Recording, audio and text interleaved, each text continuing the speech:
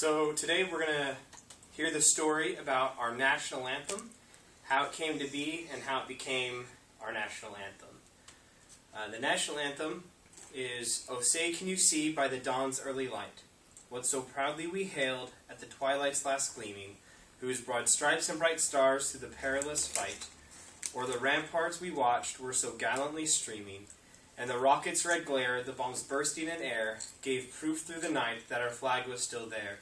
O say, does that star-spangled banner yet wave, o'er the land of the free and the home of the brave?"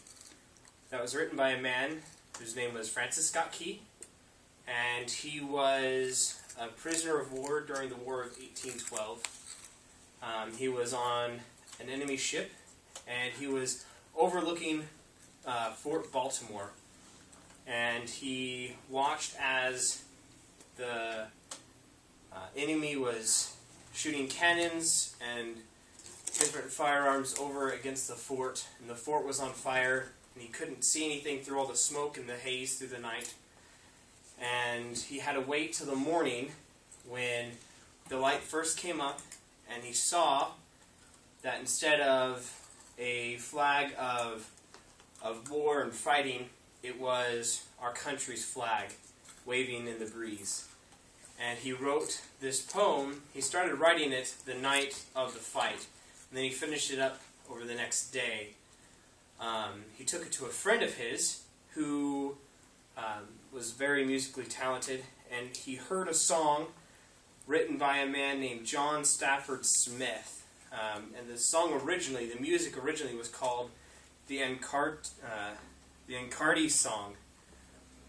And they put it together, and it became a hit over through several newspapers. They published the written music along with the words, and over time it became very popular. In the early turn of the century, the early 1900s, it was told by very prominent congressmen that it would be played during the start of baseball games and on the 4th of July. And then on March 3rd, 1931, Herbert Hoover adopted the Star-Spangled Banner as the national anthem.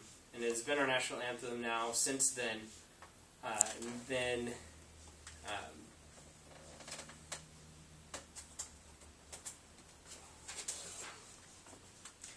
And so since Herbert Hoover adopted it as our anthem, there's been other attempts to change the anthem to other songs, but this one has held true. And that is how our national anthem came to be.